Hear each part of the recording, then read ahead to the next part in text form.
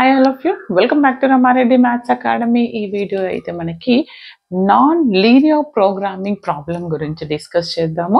Already మనం first యూనిట్లో linear programming problem గురించి చూసాము, ఎల్పిపి, రైట్?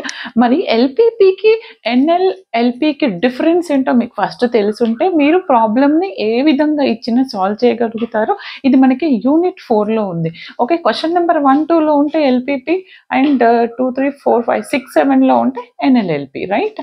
అలా చూడొచ్చు. బట్ మెయిన్ డిఫరెన్స్ ఏంటో మీకు కంపల్సరీ తెలిసి ఉండాలి, అప్పుడే చాలా క్లియర్గా అర్థమవుతాయండి methods. First what is LPP and NLLPP అంటే ఏంటో చెప్పి, అండ్ ఇందులో నాన్ లీనియర్లో ఏ విధంగా ప్రాబ్లమ్స్ని డివైడ్ చేశాము, ఏ మెథడ్స్ యూజ్ చేయాలనేది చాలా చాలా క్రిస్టల్ క్లియర్గా చెప్తాను. మీకోసం చేస్తున్నాను కాబట్టి వీడియోకి కంపల్సరీ లైక్ ఇవ్వండి బేటా, అందరికీ రీచ్ అవుతుంది. అండ్ షేర్ చేయండి. ఓకే, ఆప్టిమైజేషన్ టెక్నిక్స్ ఉన్న ప్రతి ఒక్కరికి యూస్ఫుల్ అండి, ఈవెన్ ఆపరేషన్ రీసెర్చ్ వాళ్ళకి కూడా. నాన్ లీనియర్ ప్రోగ్రామింగ్ ప్రాబ్లం, యాక్చువల్గా నాన్ లీనియర్ ప్రోగ్రామింగ్ డిస్కస్ చేయడానికి ముందు మనం ఎల్పిపి చూసాం కదా. ఎల్పిపిలో మనకి ఏమి ఇస్తారు చెప్పండి? LPP is nothing but linear programming problem.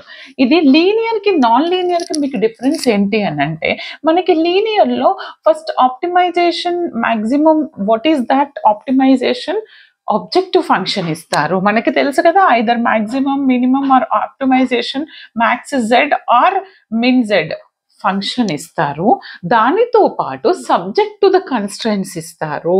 మీకు తెలుసు కదండి సబ్జెక్ట్ టు ద కన్స్ట్రెంట్స్.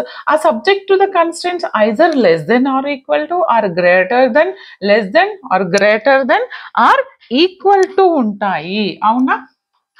మరి ఎలా ఉంటాయి మేడం అని అంటే, జస్ట్ మీకు అర్థం కావడానికి చూడండి. ఏం లేదండి, ఎలా ఉంటాయి మనకి? C1, this is C1, x1 dash, C2, x2, so on, Cn, xn1. Okay, ఇలా ఉన్నప్పుడు ఏమంటున్నాను? ఇలా ఉన్నప్పుడు ఇక్కడ ఏంటిది అని అంటే, constant power, constant degree is 1. చూడండి, x1 డిగ్రీ ఎంత? 1, right? This constant degree. But ఇది లీనియర్ అని ఎప్పుడు చెప్తాము? దిస్ డిగ్రీ ఈస్ 1, కాబట్టి లీనియర్. మరి ఈ లీనియర్ ప్రోగ్రామింగ్ ప్రాబ్లమ్ సాల్వ్ చేయడానికి we have so many methods. Simplex method, dual simplex method, big M method and revised simplex method చాలా ఉన్నాయి, రైట్? ఇవన్నీ మనం సాల్వ్ చేసాము ఆప్టిమైజేషన్ ఎల్పిపిలో. మరి అలా కాకుండా ఎన్ఎల్ఎల్పి ఎప్పుడు చేయాలి అని అంటే, యాక్చువల్గా ఎన్ఎల్ఎల్పి అని అంటే it's a non linear programming problem. Non linear అయి ఉండాలి ఈక్వేషన్. అయితే ఎలా ఉంటుందంట? Optimum solution can be found anywhere depending on the problem. ఎక్కడంట? It may exist on the boundary of the feasible region or even it is interior point of the feasible region. అంటే boundary మీద అయినా ఉండొచ్చు, దాని interior లోపటైనా ఉండొచ్చు. But interior పాయింట్లో కూడా exist అవుతుంది ఆప్టిమమ్ సొల్యూషన్. బట్ ఇక్కడ మాత్రం అవ్వదు, ఓన్లీ ద బౌండరీస్ మీద ఎగ్జిస్ట్ అవుతుంది. This is the main difference. అంటే ఏంటిది ఇక్కడ మనకి? So we don't have general technique, అంటే మనకి జనరల్ టెక్నిక్ ఏమీ లేదు to solve all NLLPP with one method.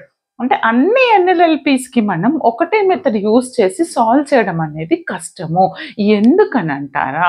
మనకి ఈ ఆబ్జెక్ట్ టు ద ఫంక్షన్ అనేది F of X and GI of X అనేది సబ్జెక్ట్ టు ద కన్స్ట్రెంట్స్ తీసుకుంటే బోత్ ఆర్ నాన్ లీనియర్ అయినా అవ్వచ్చు, లేదా either anyone FX or GIX, anyone is non linear, then will go for NLLPP solutions.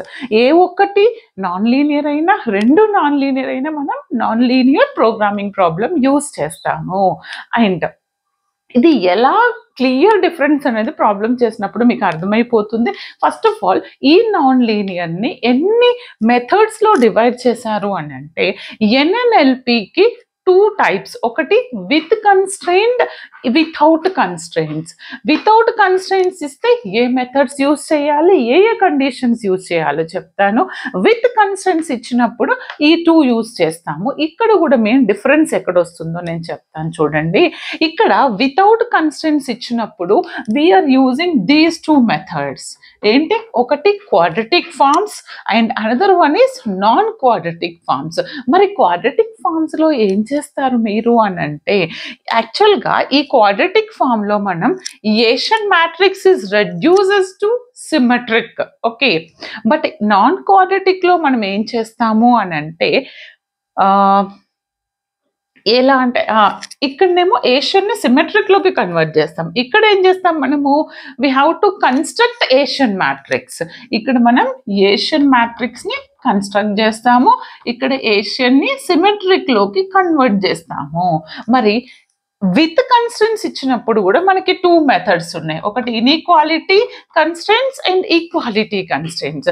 Constraints ఇచ్చారు, inequality constraints ఉంటే మనం we are using KKT conditions. మీకు తెలుసు ఆల్రెడీ, తెలిసిన వాళ్ళైతే క్లియర్గా చెప్తాను వినండి. కేకేటి కండిషన్స్ యూజ్ చేసి ఇన్ఈక్వాలిటీ కన్స్టెంట్ ప్రాబ్లమ్ సాల్వ్ చేస్తాము. మరి ఈక్వాలిటీ కన్స్టెంట్స్కి ఏం యూజ్ చేస్తారు మేడం అంటే, వెరీ మోస్ట్ ఇంపార్టెంట్ ఇవి రెండండి. ఈక్వాలిటీ కన్స్టెంట్స్కి లెగ్రాంజెస్ మల్టిప్లయర్ మెథడ్ యూస్ చేసి మనం సాల్వ్ చేస్తాము. ఇది ఆల్మోస్ట్ మీకు తెలిసి ఉంటుంది, ఎందుకంటే మనం ఫస్ట్ ఇయర్ పార్షియల్ డిఫరెన్షియేషన్లో చేసాము.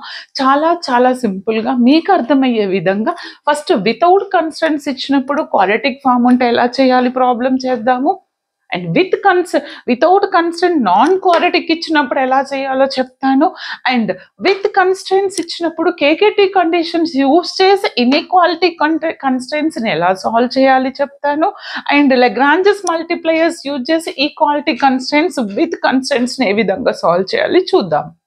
అండ్ ఇవి కాకుండా మనం ఇంకా కొన్ని టెక్నిక్స్ని, ఇది మీ సిలబస్లో ఉందో లేదో నాకు కమెంట్ చేయండి, సర్చ్ టెక్నిక్స్ని యూజ్ చేసి కూడా ప్రాబ్లమ్ని సాల్వ్ చేస్తాము.